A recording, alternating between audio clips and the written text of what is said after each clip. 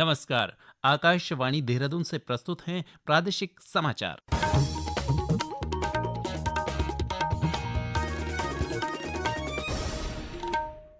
पहले मुख्य समाचार। प्रधानमंत्री नरेंद्र मोदी ने उत्तराखंड में अर्थव्यवस्था को सशक्त बनाने और रोजगार के अवसर सृजित करने के लिए पूरे वर्ष पर्यटन को बढ़ावा देने पर जोर दिया। मुख्यमंत्री पुष्कर सिंह धामी ने कहा, केंद्र सरकार के सहयोग से प्रदेश सरकार राज्य के विकास को नई गति प्रदान कर रही है। ऊर्जा निगम प्रदेश के 27 लाख से अधिक बिजली उपभोक्ताओं के मार्च माह के बिजली बिलों में औसतन ₹1.19 प्रति यूनिट की छूट प्रदान करेगा। और राज्यपाल गुरमीत सिंह कल देहरादून स्थित राजभवन में 3 दिवसीय वसंतोत्सव का शुभारंभ करेंगे।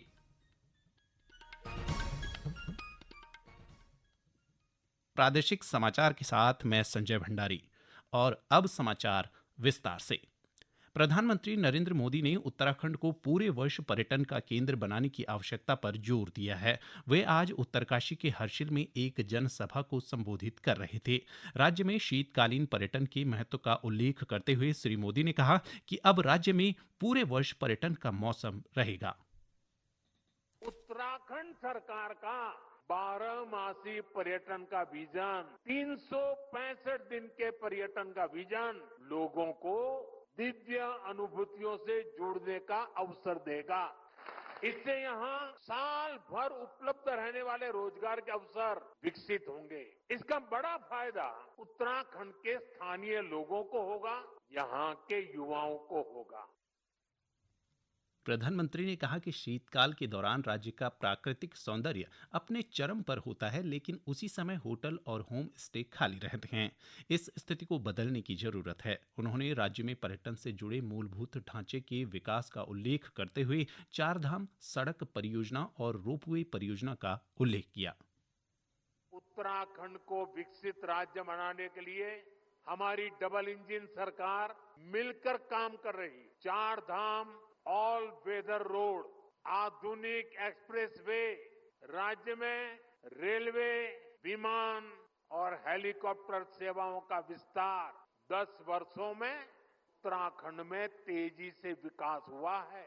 अभी कल ही उत्तराखंड के लिए केंद्र सरकार ने बहुत बड़े निर्णय लिए हैं। कल केंद्रीय कैबिनेट ने केदारनाथ रोपवे प्रोजेक्ट और हेमकुंड रोपवे प्रोजेक्ट को मंजूरी दे दी है।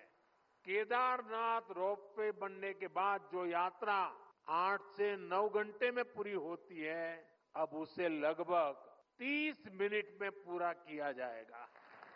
प्रधानमंत्री ने घाम तापो पर्यटन का जिक्र करते हुए देश भर के लोगों, खासकर युवाओं से सर्दियों में उत्तराखंड आने का आह्वान करते हुए कहा कि सर्दियों में जब देश के बड़े हिस्से में कोहरा होता है तो पहाड़ों में लोग धूप का आनंद ले सकते हैं। उन्होंने देश के कॉरपोरेट से उत्तराखंड में विंटर टूरिज्म से जुड़ने की अपील करते हुए कहा कि कॉरपोरेट की मीटिंग, कॉन्फ्रेंस, सेमिनार, एग्जीबिशन के लिए देवभूमि से अच्छी जगह नहीं हो सकती है। मुख्यमंत्री पुष्कर सिंह धामी ने कहा है कि उत्तराखंड के चहुमुखी विकास के साथ ही राज्य की आध्यात्मिक और सांस्कृतिक विरासत को आगे बढ़ाने में प्रदेश को सदैव प्रधानमंत्री मोदी का मार्गदर्शन व सहयोग प्राप्त होता रहा है। श्री धामी ने कहा कि केंद्र सरकार के सहयोग से सरकार राज्य के विकास को नई गति प्रदान कर रही है। उत्तराखंड में ग्लोबल इन्वेस्टर समिट हो या विश्व स्तरीय जी सम्मेलन की बैठकों का आयोजन हो या यूसीसी जैसा कानून लागू करना हो या फिर अभी हाल ही में उत्तराखंड में आयोजित हुए 38वें राष्ट्रीय खेलों का भव्य आयोजन हो, ये सभी अभूतपूर्व एवं ऐतिहासिक कार्य आदरणीय प्रधानमंत्री जी से प्राप्त मार्गदर्शन एवं सहयोग से ही सफलतापूर्वक संपन्न हो सके हैं।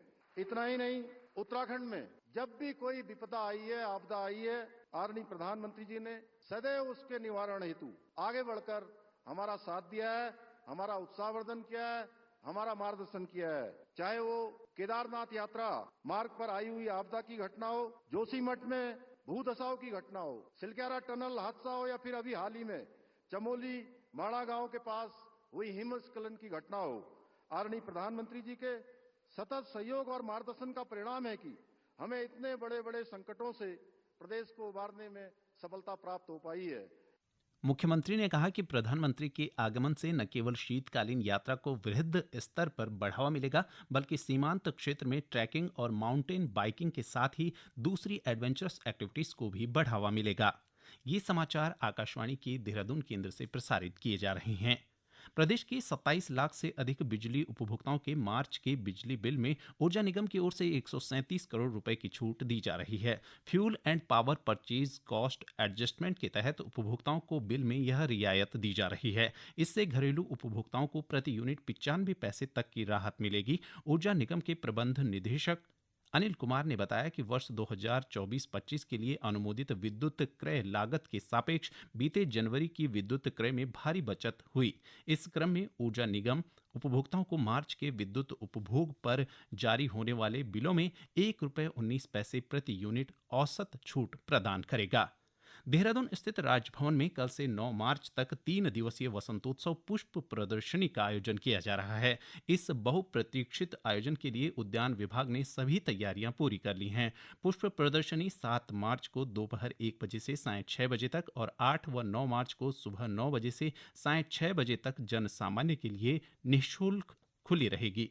इस आयोजन में 15 मुख्य प्रतियोगिताओं की कुल 55 उप श्रेणियां शामिल हैं, जिनमें प्रथम, द्वितीय और तृतीय स्थान प्राप्त करने वाले प्रतिभागियों को पुरस्कृत किया जाएगा। उत्तराखंड तकनीकी विश्वविद्यालय द्वारा इस आयोजन में आने वाले लोगों की गणना एआई एप्लीकेशन के माध्यम से की जाएगी, जिसके लिए राजभवन के मुख्य द्वार पर एआई इनेबल कैमरे लगाए गए हैं। इसके अलावा वसंतोत्सव में आने वाले आगंतुक वेबसाइट vmsbutu.it.com पर भी पंजीकरण कर सकते हैं। पौड़ी जिले में वनाग्नि रोकने के लिए अल्मोड़ा के शीतला खेत मॉडल की तर्ज पर रानीगढ़ अदवाणी वनबंधु समिति का गठन किया गया है। इस समिति में 30 गांवों के प्रधान व 28 वन सरपंचों को शामिल किया गया है। जिले के प्रभागीय वनाधिकारी स्वप्निल अनिरुद्ध ने कहा कि जन सहयोग से वनाग्नि पर नियंत्रण करने के लिए सभी विभाग भी सहयोग करेंगे।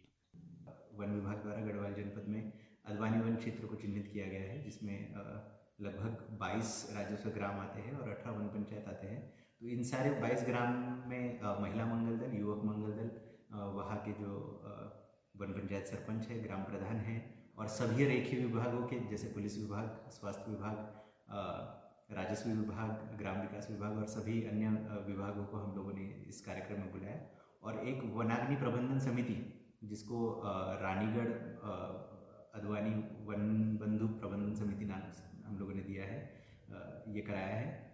और इसी तर्ज पे जो शीतला खेत के तर्ज पे जो है इसका इम्प्लीमेंटेशन यहाँ किया जा रहा है। होली का त्योहार नजदीक आते ही बाजारों में अबीर, गुलाल और रंग की दुकानें सजने लगी हैं। बागेश्वर में स्वयं सहायता समूह की महिलाओं ने सरस मार्केट में अपनी बनाए हर्बल अबीर गुलाल की दुकान सजाई है। सरस मार्केट में महिलाओं की इस अनूठी पहल का जिलाधिकारी आशीष भटकाई ने निरीक्षण कर उनके प्रयासों की सराहना की। जिलाधिकारी ने कहा कि हर्बल अबीर गुलाल बनाकर महिलाएं लोगों को सुरक्षित होली खेलने का संदेश देने के साथ ही आत्मनिर्भर भी बना रही हैं। हाँ, मेरे द्वारा सरस मार्केट का निरीक्षण किया गया था, तो वहाँ पर हमारे महिला समूह जो हैं, एनआरएलएम के महिला समूह हैं, उनके द्वारा विपणन का कार्य किया जा रहा है। तो जो हमारे लोकल प्रोडक्ट्स होते हैं उनको गाँव से प्राप्त करके उसकी पैकेजिंग करने के उपरांत वहाँ पर बेचा जाता है। तो उसके लिए हमने उन लोगों को यही सजेस्ट किया है कि इसकी जो पैकेजिंग है उसमें सुधार किया जाए और भी अच्छे से इसको पैकेज करके और सामग्री का जो विपणन है और भी अच्छी तरीके से किया जाए और जो ऑनलाइन प्लेटफॉर्म है उसका भी उसमें यूज किया जा सकता है, तो उसके लिए कहा गया। अंत में मुख्य समाचार एक बार फिर। प्रधानमंत्री नरेंद्र मोदी ने उत्तराखंड में अर्थव्यवस्था को सशक्त बनाने और रोजगार के अवसर सृजित करने के लिए पूरे वर्ष पर्यटन को बढ़ावा देने पर जोर दिया। मुख्यमंत्री पुष्कर सिंह धामी ने कहा, केंद्र सरकार के सहयोग से प्रदेश सरकार राज्य के विकास को नई गति प्रदान कर रही है। ऊर्जा निगम प्रदेश के 27 लाख से अधिक बिजली उपभोक्ताओं के मार्च माह के बिजली बिलों में औसतन ₹1.19 प्रति यूनिट की छूट प्रदान करेगा। और राज्यपाल गुरमीत सिंह कल देहरादून स्थित राजभवन में 3 दिवसीय वसंतोत्सव का शुभारंभ करेंगे। इसके साथ ही प्रादेशिक समाचार का ये अंक समाप्त हुआ। नमस्कार।